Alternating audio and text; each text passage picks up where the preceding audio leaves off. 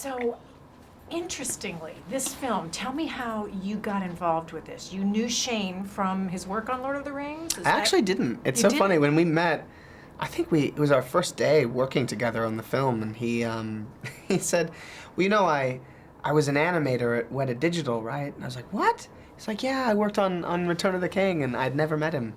And it's funny, because I'd gone to Weta Digital and seen the animators there, because I wanted to have a look at what they were doing, and we must have just missed each other. It's so funny. Funny. Yeah. So he came to you and said, I've got this great role, and...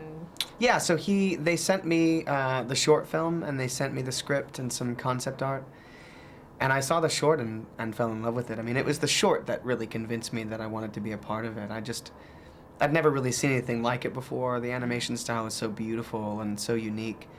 And the story of Nine, and ultimately some of the themes that are present, I found to be so unique for an animated film. Yeah. So I jumped at the chance to be a part of it. And it's interesting, too, because there's sort of parallels to Frodo, and you're this innocent that has this journey. I mean, you're not going into the fires of Mordor, right. But basically it's pretty close. Right. Yeah, I mean, he's certainly not as burdened as Frodo is.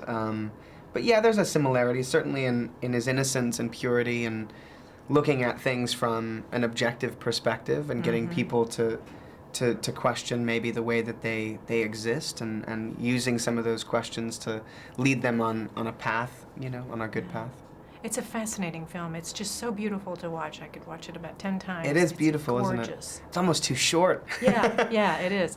And especially the stitch punk combined with the kind of medieval atmosphere. I mean, it's Well, I just love amazing. that too, and I love the machines, how each beast is essentially utilizing available objects to create themselves. So the cat beast uses a cat skull and just found objects, and I love that these machines are being created out of the rubble of human existence. And there's something so creative and beautiful about that. And it's such an interesting theme that we all seem to be obsessed with now, which is this battle, between humanity and machines, and what's going to happen in the future. And I think we're all sort of worried about this. Do you ever think about that? Well, it definitely plays itself out in fantasy, doesn't it? And it is a part of films for certain. I mean, I don't have any real fear that that's going to happen.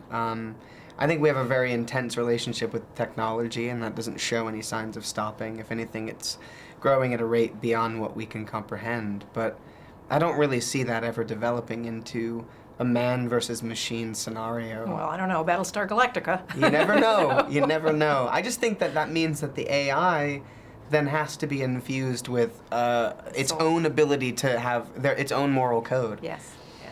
And how could that happen? Blade Runner. You never know. Oh, what an amazing movie that is. Yeah. Now, what's next for you? Where can we see you? What are you working on? I'm involved in producing at the moment. I'm working on producing a small horror movie called The Home. I'm kind of, as far as looking for other work for acting, I'm kind of in the process of looking for work, and I've got a small record label, so That's sort of keeping busy fantastic. in different ways. It's wonderful to have all those kind of challenges. It You don't is. have to worry too much about money, right? I mean, Wow. No. That's great.